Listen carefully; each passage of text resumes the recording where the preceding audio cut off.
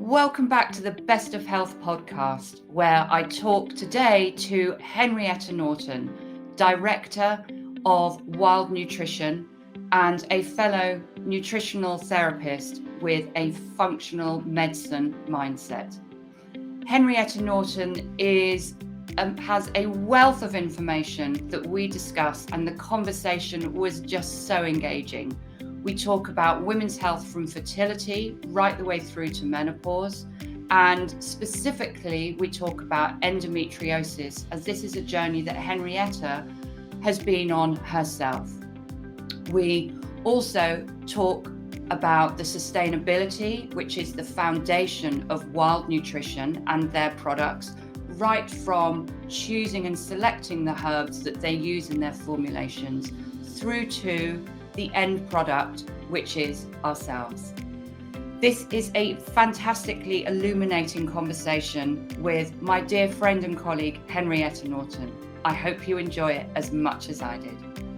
Welcome back to the podcast, everybody. I am delighted to welcome to our little podcast today a highly regarded practitioner, businesswoman, and I love to say friend and colleague, Henrietta Norton, who has really just been such an inspiration to me and to many other practitioners in nutritional therapists. And she started as a nutritional therapist and then only 8 years ago founded what has gone on to be one of the leading food grown supplement companies, which is Wild Nutrition in Europe, and it is now a worldwide company. So I am absolutely thrilled and honored to welcome Henrietta, who we fondly call Hen, to the podcast. And so welcome, Hen. Oh, Tanya, thank you so much. What a lovely introduction. It's such a pleasure to be here. You're welcome. And Henrietta, should I call you Henrietta or Hen? Is Hen? Hen, it sounds a bit weird.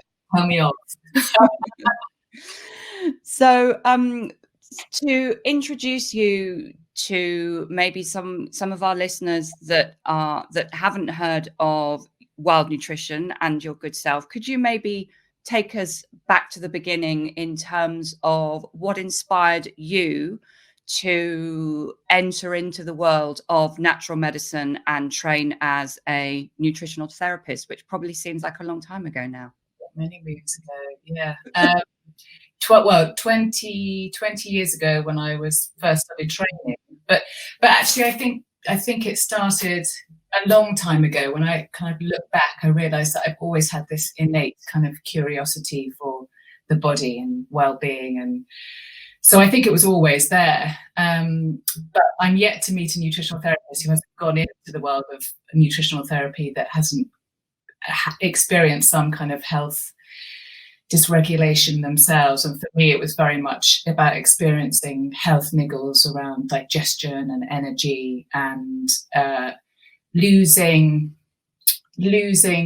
I don't know if faith is the right word, but just not getting any answers from the more orthodox, conventional ways of addressing health, which were obviously almost, they were the mainstream, way of dealing with things, certainly 20 plus years ago. So I've always been really interested in it. And it was just by chance that I was talking to somebody about my health niggles, and they said, "Go and see a nutritional therapist." And I thought, what a kind of left field thing to suggest. But anyway, and I was absolutely blown away by it, actually. I thought it was just amazing. Not only, well, she herself had a background in medicine, so she delivered it in a way that was really grounded, very evidence-based, and it had such a profound effect on my health. And so, I decided that this was the thing that I wanted to go and do. And actually, during that journey of training, that's where I also discovered that I had endometriosis. Yeah. So by learning more about the body and learning more particularly about hormone regulation, I realized that actually what I was experiencing, some of the health niggles that I had were not right. Dysmenorrhea, painful, uncomfortable menstruation is not actually normal. which I had been led to believe was. And so it really kickstarted a further kind of health journey for me around endometriosis and women's health, which is why then ultimately I went on to specialize in that area. Yes. So I know it's a wonderful kind of organic process for a therapist when people gravitate towards the areas that you kind of, the experiences that I was having personally, then I started to see more and more clients coming to me for those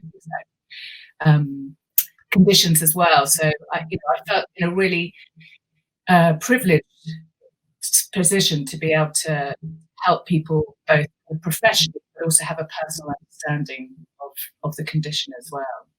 Absolutely. And I think it would be fair to say that women's health, so from fertility through to menarche, has been a really important focus, or was that the foundations of starting Wild Nutrition? Yeah, it was really. So I was writing a book on endometriosis, and it just became more and more apparent to me, working with women with endometriosis specifically, that for years before they came and saw they'd been to various different medical professionals, and a lot of them, the average time of diagnosis back then was about 10 years. So for 10 years, women have been experiencing discomfort and imbalance that, if only there was more awareness, if only there was greater support back, 10 years ago, that they would have been able to avoid some of the health conditions that have now developed. So I became very, very passionate on two fronts, on not only helping through more natural healing processes, but also on the education side, on the awareness side.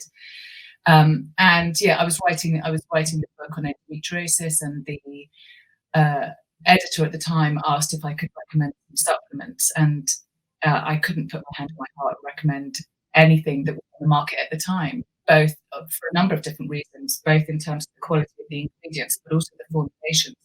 None of them, as you well know, is just an example of one of those very, very complex conditions that are multifaceted. And to me, there was nothing on the market that was addressing all of the different elements that endometriosis crosses over. Yes. So I was also working at the time as a product formulator for some supplement companies, and so I tied those experiences together to create a couple of products that alongside the book. That was the start of Wild Nutrition, and then it suddenly escalated from that. Gosh, okay. And as you show on your website, that started in your garden shed in a little village not too far from here. So it did, yeah. It was proper grassroots. Beautiful. Yeah, absolutely beautiful. Fantastic. So I think endometriosis and obviously women's health is something that we are both extremely passionate about. And you touched on something really interesting there, that it is multifaceted and it is a condition that many women suffer with. And it is a combination of the immune system, inflammatory processes, the sort of umbrella term that we call hormone dysregulation. And that web of hormone dysregulation encompasses anything from maybe the more recognized estrogen, progesterone, but cortisol, thyroid hormone. And it's that sort of understanding of how all of our hormones dance together, and how that intervention can be tweaked and manipulated in a very sort of in a very beautiful way. And so with your your book is just such a wealth of bringing all of that together. It's just wonderful, which is on the Wild Nutrition website and on mine. But you are there sort of reflecting on that.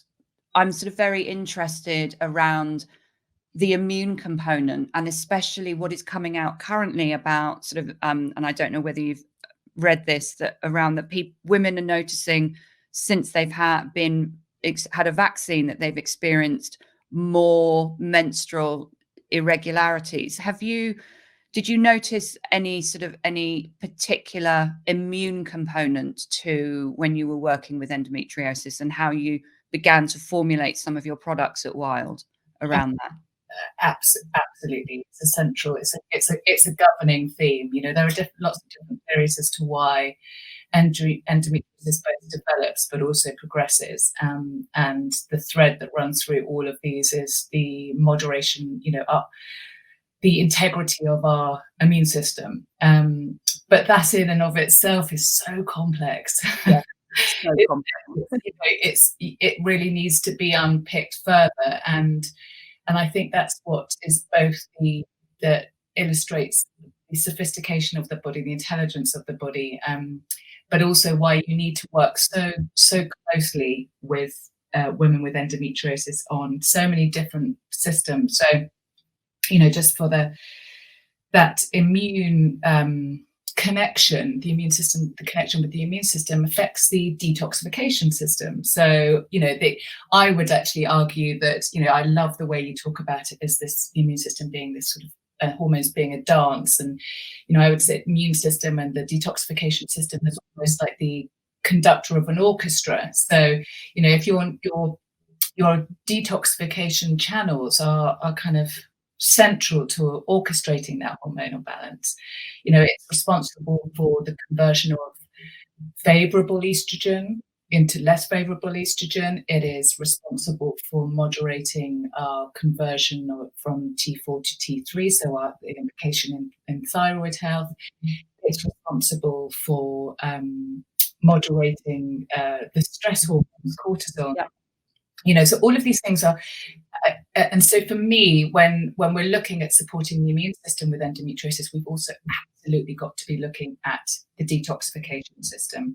And what we also know about the catch-22 of the detoxification system, estrogen dysregulation, and the immune system is that in hyper-estrogenic environments, our production of particular enzymes, particularly through the liver, in sort of breaking down that transsulfuration process, they're all affected by a high estrogen environment, but then also it keeps that cycle going because just not able to moderate that estrogen. And also we know that that heightened estrogenic state also fuels the fire of inflammation as well. So, with women with endometriosis, there's now really interesting evidence out there around the role of interleukin-6, so an inflammatory chemical, heightened interleukin-6 in women with endometriosis. And also, interestingly, that association with, because we know that there's higher amounts of or raised levels of interleukin-6 in autoimmune conditions as well. And the similarity between endometriosis and many autoimmune conditions is a really interesting one. And there are some theories, endometriosis is an autoimmune condition, its characteristics, its traits are very similar. So supporting the immune system is absolutely central to approaching any condition, approaching endometriosis. But as I say, it's equally about supporting the detoxification system and the eliminatory processes, and also gut health. I was just about to, I was sitting on the edge of my seat and just saying, so there's a number of things there that I think our listeners, because some of them will not be practitioners. So when we talk about detoxification, that is, there are many enzymes within the liver that facilitate that action. And I often describe it to my clients about imagining a factory with lots of funnels on the top of it, and you see the smoke billowing out, sort of imagining an old 1950s factory. And so the liver has to go through a number of pathways for hormones, as one example that Henrietta was talking about, for the eradication of, once estrogen, as an example, has docked onto a receptor and done its job, the liver's role is to make that water soluble so we can get rid of it. And where that and the gut plays a big role in that. And so there is something called the estrobolome, which I don't know whether you would like to touch on that in terms of sort of what we would call as more estrogen dominant conditions that can occur. Could you talk to that a little bit? Or yeah, so what I mean, what the I think we're going to be discovering more and more about that connection between hormone regulation and the gut. But we know that there is an enzyme in the gut called beta-glucuronidase, which is absolutely essential, as you say, T, about bringing, once the liver has broken down and cleared, or made that estrogen compound more water soluble, it's then passed through the gut. And it's up to beta-glucuronidase to make sure that is excreted out effectively. And if levels of beta-glucuronidase are not in a healthy state, then that estrogen can be recirculated into the system, but in a more damaged way. So I was thinking about it as like a sort of out of control teenager. It starts to kind of yeah. my life at the moment. You're not quite there yet, are you? I'm in the midst of that. Oh, yes, you are. And we know that if there is an imbalance in certain elements of the gut bacteria, that a decrease in diversity, that what it's doing is it's helping that estrogen to kind of recirculate. So and those estrogen raised amounts of estrogen metabolites, those unwanted broken down parts of estrogen that are recirculated, have been indicated in things like poor implantation of fertility, have been indicated in the progression of endometriosis as well. So yeah, it's absolutely essential. And then of course you've got the role with cortisol as well, and stress. So stress is something that is not necessarily a causative factor in its own right, but it's certainly a factor in progression of endometriosis and the development of that sort of inflammatory cycle that we're desperately trying to get women out of. Absolutely. In fact, I was just writing some lectures on female health to do to ION in a few weeks, and that link that you've just spoken about, Hen, is so interesting in terms of, so Henrietta mentioned an inflammatory, it's called a cytokine, but a messenger that's called interleukin-6, and that particular messenger has been shown to increase levels of estrogen and cortisol. High levels of cortisol from mental and emotional stress or dysregulated blood sugar will increase interleukin-6, so it becomes this continual vicious cycle. So it's really interesting that you've brought that up, that we're sort of working to try and break the load of these sort of a number of vicious cycles that some women get into. That is, the umbrella term is it's my hormones, but it's actually digging deeper to that and actually unraveling how has a woman got into a number of vicious cycles. Exactly. And the catch-22 as well being that endometriosis it brings a lot of stress with it. There's so many secondary causes that come as a result of endometriosis, and it can cause a little discomfort. It can interrupt daily living in a way that causes stress. So it becomes this kind of self-perpetuating cycle. Absolutely. So interestingly, we talked about high levels of estrogen, and what can add to the estrogen pool are what we refer to as exogenous, so outside of the body, estrogens. And I think this is a really timely part to bring in, that Wild Nutrition have been working tirelessly in terms of packaging. So, to avoid plastics and recycling. And I think that's a really nice segue in terms of maybe explaining what xenoestrogens are and what Wild's Nutrition, how you bring that into your family and your ethos. Well, I mean, right from the beginning, there was just absolutely no way that we were going to be using any plastic components in our products. I'm clapping, by the way, everybody. So it was always the kind of the heart of what we were doing, and we were set on using glass at that point. This was 8 years ago, but there are so many different materials now coming through into market that are really interesting.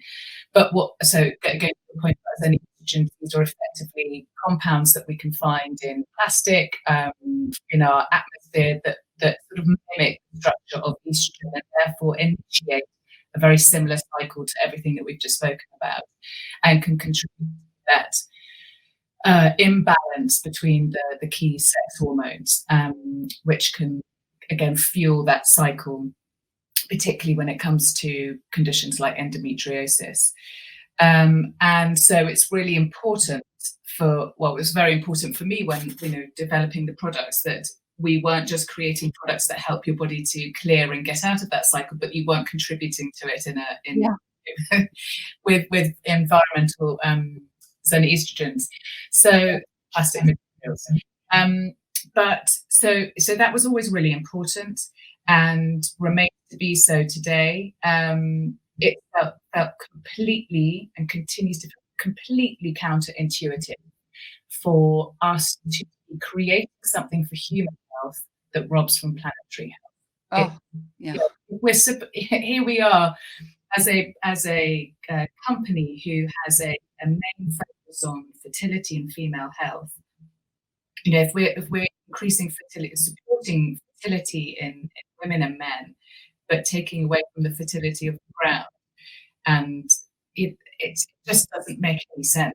And there has to be a step change when it comes to packaging in our industry and in many other industries as well. So it's incredibly important. And so we've always used glass. We're now developing a fantastic kind of pouch system that, and again, I don't want to listeners with supply chain.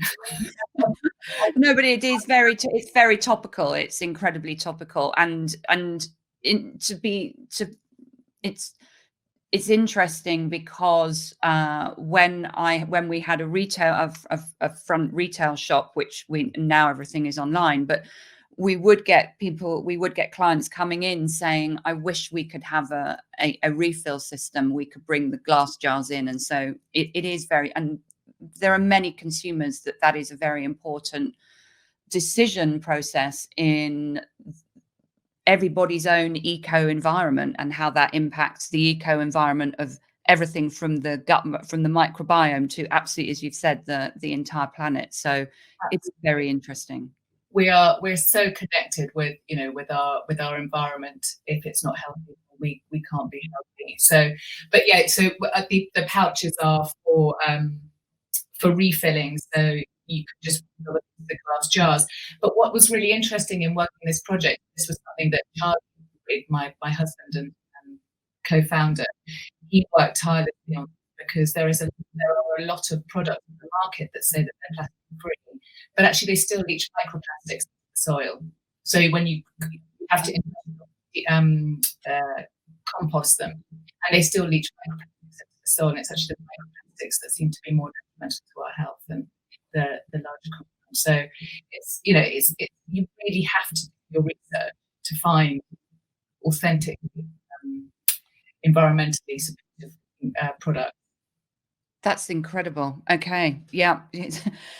So maybe this would be an opportune moment to, could you explain to our listeners, Hen, what the difference is between a food-grown supplement and synthetic supplements that we would see in sort of mainstream retail stores, and especially definitely supermarkets, is sort of, there are a lot of synthetic supplements. So could you explain what the differences are, please? Yeah.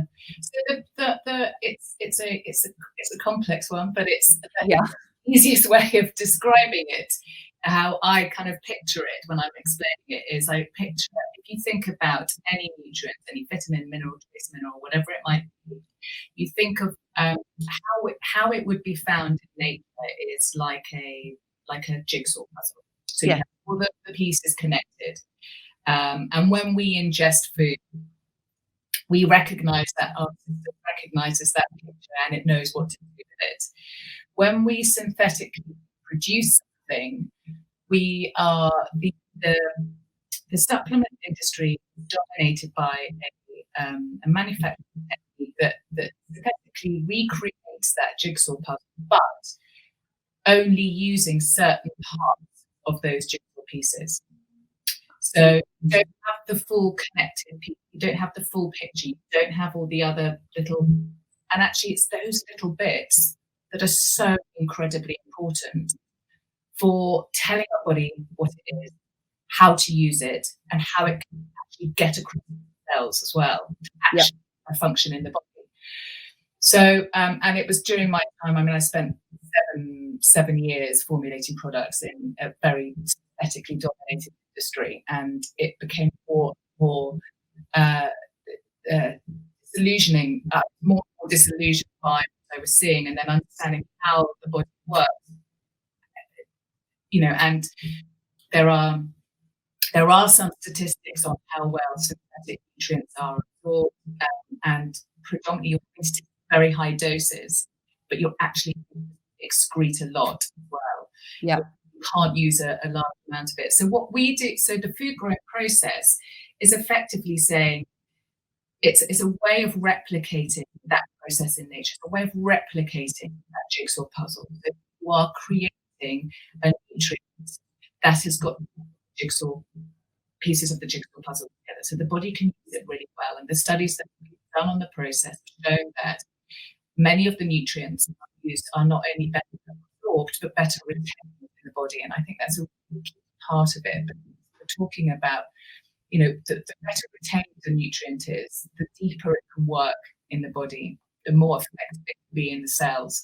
And so what we find is that, you know, a smaller amount of a food-grade material initiates a stronger result than a higher amount of synthetic material. Yep. So again, for me, particularly working with women with endometriosis when I first started the brand, it made no sense for me to be using synthetic isolate material in a body that had compromised immunity, compromised detoxification. It needed something that the body was going to be able to use really well, really well, and initiate therapeutic very quickly as well. That makes complete sense, complete and utter sense. And it's, more is definitely not better in most situations. Yeah.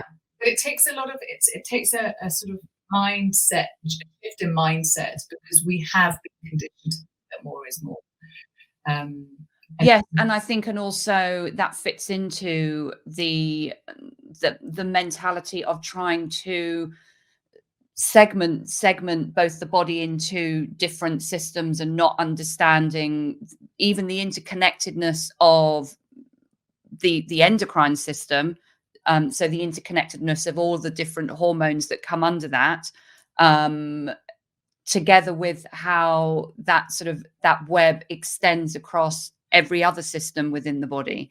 And so that philosophy runs through the entire ethos of what you're doing, and natural medicine. Really, it's being respectful. That it's quite arrogant of us, I think, to imagine that we can prescribe a supplement or do polygreen pharmacy for one condition and not consider that there is going to have a ripple effect across the entire body. It's arrogant to assume that. So I think that we are always bowing to Mother Nature, because absolutely, and it's almost like a direct parallel between what we're seeing in nature, what we're seeing in our food chain. And, you know, we've kind of arrogantly gone in and sprayed loads of chemicals on it and used very synthetic material. And actually what we're realizing is, yes, it might have killed off that bug, but actually what it's done is it's increased completely disrupted diversity and very subtle, very sophisticated ecosystem that nature was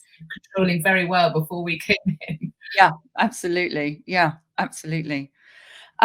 So that is really, again, another really lovely segue into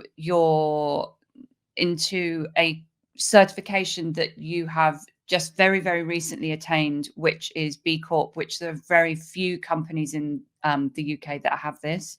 and it's about your respect and honor of both the planet and also and everything from the how you source the ingredients to the packaging to how you treat the planet to how you respect every single member of staff that works for you. And I think that is just the way it is the most beautiful, sensitive way to do business. And I think it's is there anything else that you would add to all of the tireless work that's gone into attaining this certification? I'm so deeply proud of it. It's been a bit of a passion project for me, and I'm incredibly proud of the fact that we've gained certification. And I think one of the things that was really validating for me, having gone through the whole process, is that we scored. So you have to score above 80 to get even through to the application process, and we scored enough to get to the application process very organically, just from us doing what we did. I did a kind of, I'm just going to apply as we are, raw, as we do things. And that was really validating. And you're right, it's about putting people and planet at equal measure with profit. I mean, why has this not been happening before? Yeah. There has to be a paradigm shift when it comes to business, and you have to lead by example. I think with these sorts of movements, you can't sit on the sidelines going, yes, it's really important that we look after the planet and we treat our workers fairly, and those things really matter to me, but also we've got to get a bigger margin. That we can't afford to do that anymore. It's absolutely not part of our business model. Never has been, never will be.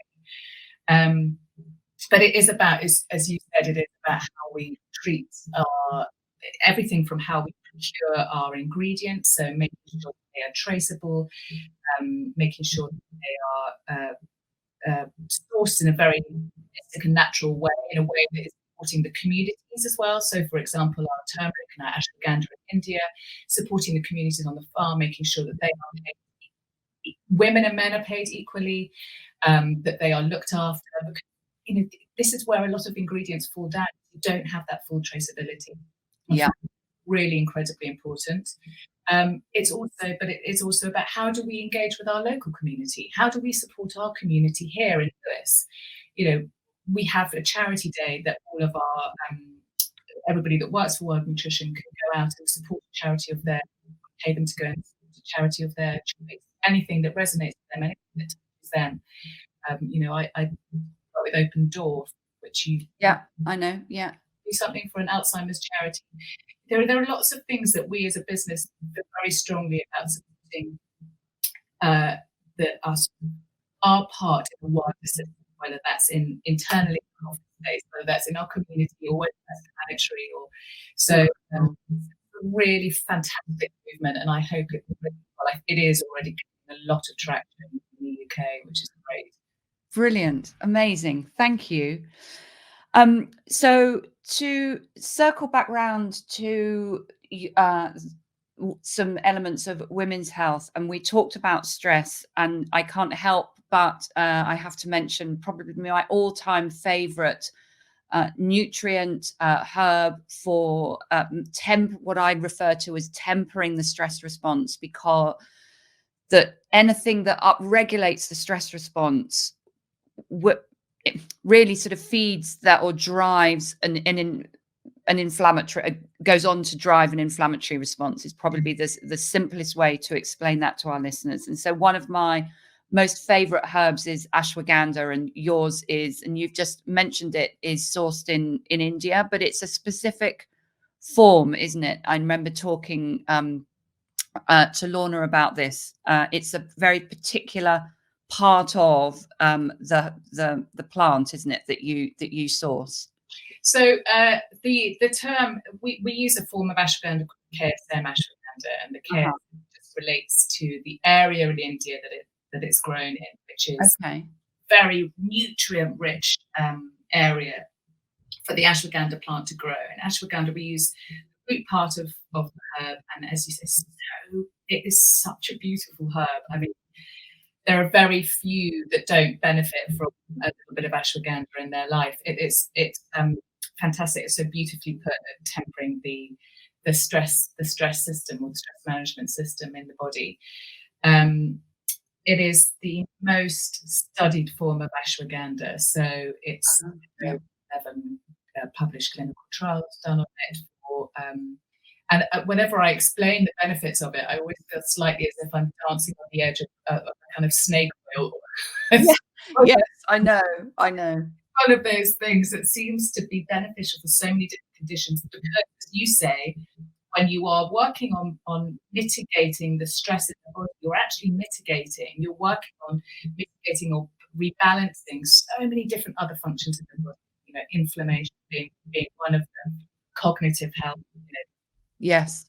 So, the studies have shown that it's firstly an incredibly potent herb for supporting stress in the body. So, by measuring reduced serum cortisol by 79%, I think I have to, but I think it was about between 79 and 82%. It's been had applications for anxiety and insomnia, which often go hand with stress as well. Male and female sexual health. So for men, improving the quality of sperm, significantly increasing the quality of sperm. For women, supporting libido. Yeah. And also for weight management as well, again playing into that sort of stress side of emotional eating, but also in how we regulate body fat as well. Yeah. And the kind of the elixir of healthy aging as well, because of its impact on telomerase and supporting kind of our healthy aging and elongating telomeres. So, which are, as we know, as a marker of kind of absolutely. Yeah. So for those of you that aren't quite sure what telomeres are, so if you imagine, so telomeres are little caps, if you like, that are like the end of your shoelaces, have those little, probably horrible plastic caps, but they are, these caps protect our DNA from, if you like, fraying. So the shorter ones telomeres is an indicative sign of aging.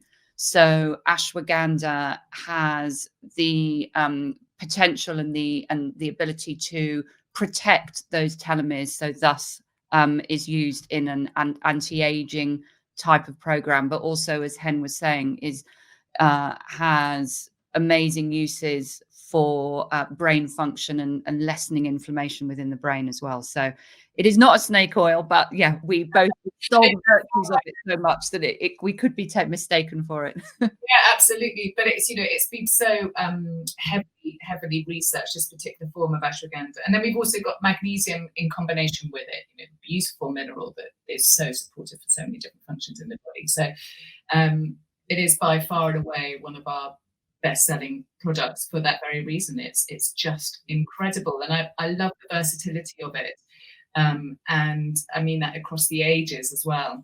Yes, from supporting teenagers that might be going through degree of stress, or that huge seismic hormonal shifts that's happening, and structural shifts that are happening at that time of their life. It can really help to help them to weather that.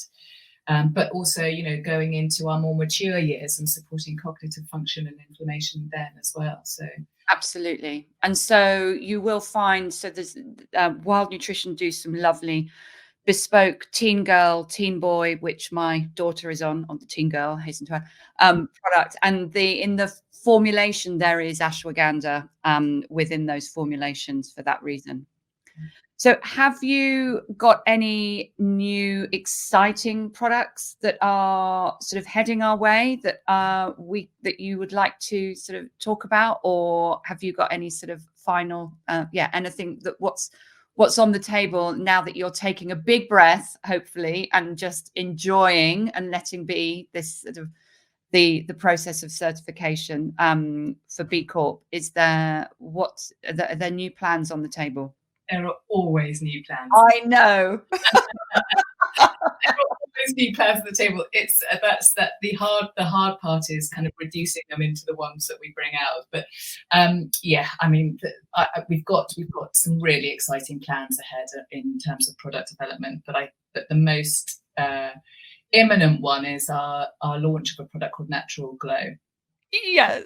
Yeah, it's I mean, it's, you know, I love every product that we bring to market, and I always say it every time, which is this product is amazing. But I have been working on this for over 2 years, and it is sensational. So, you know, just kind of a bit of a backstory to why Natural Glow is coming out. So, I mean, Tia, I know that you could probably speak to this as well, but you know, we are witnessing vitamin D deficiency. It's almost epidemic. It's, you know, it's yeah, and we're seeing the clinical implications of those coming forward a lot more regularly. And so so for me, it's always been really important for many different reasons, but for that exposure to the sun, to be outside and exposed to the sun in a healthy way, because it is our primary source of generating endogenous 125 vitamin D. So, studies have shown that if you are exposing yourself to 30 minutes of sun exposure a day, that you can produce up to 5,000 IU of vitamin D in Caucasians, and then you know, it's around 10,000 IU in the darker skins. So it's incredibly important for us. And we also know that it has being exposed outside has an implication on serotonin production. But we also know that there is this risk of sun damage to the skin. So about 2 years ago, I came across an ingredient which helps to increase the amount of melanin that your body produces. Yeah. Melanin being that key component, it's a really important antioxidant that supports a chemical in the body that the body produces to support a number of different functions, from the integrity of our skin cells, keratin production that's in, you know, hair, in our skin, in our nails, collagen production, powerful antioxidants, supports the local immune system on the skin. But it is also the compound that gives us that color as well when we're exposed to sun, but it protects us from the sun damage. So the more melanin we produce, the more protected we are against damage from the sun to our skin. And what this product does is it supports that natural process. So it supports that production of melanin, and it also supports collagen production, and it has an antioxidant effect. I'm Wow, this just sounds incredible. Snake oil route again, but this is all very much in it's very well researched and studied product, which is exactly why I kind of fell for it, because it has been shown to increase the melanin content in your skin, and therefore collagen and then vitamin D. Absolutely. Vitamin D by 270% in 30 days. So it's a product that I can't wait to get to market, because of the health implications that it can bring as well, right? Health benefits rather that it can bring as well. Yes. As well as being able to, you know, after this year of lockdown that we've had,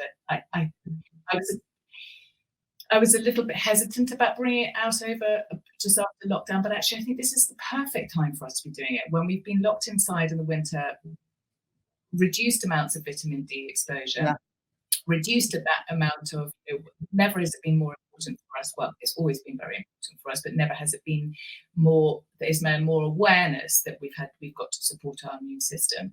So, you know, this is actually the perfect time to help us have a very healthy exposure to sun in the summer months, and to get that sort of natural glow without even needing to be able to travel, if that's what you're after, or if you want to improve collagen production and hydration of the skin, then it offers that too. So there is no downside. Yeah. And No.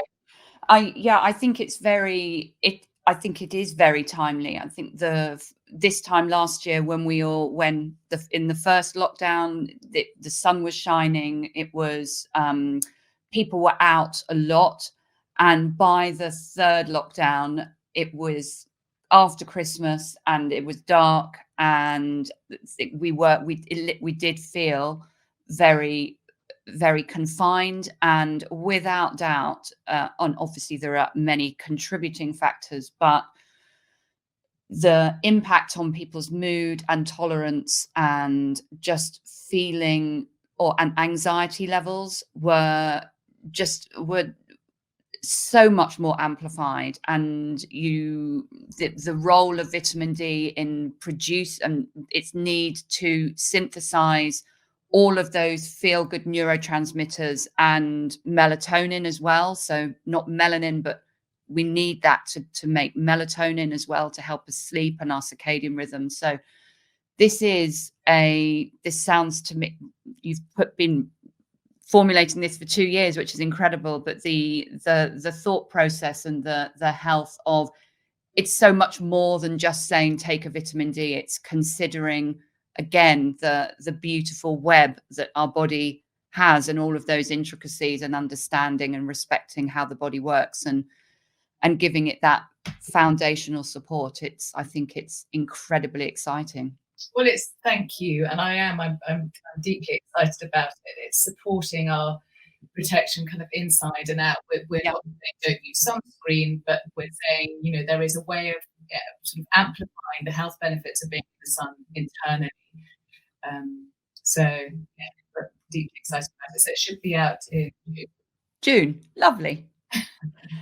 Okay, so I think we will wrap that up there, and I would just want to extend such a huge gratitude and thanks for your time, Henrietta. I know that your time is so precious and your knowledge is endless, and I would love to get you back on the pod after the summer, maybe. I'm sure there'll be lots more to talk about. And thank you, and Charlie, for all that you do and all the team at Wild and the role that you play in supporting our planet and our environment. So thank you.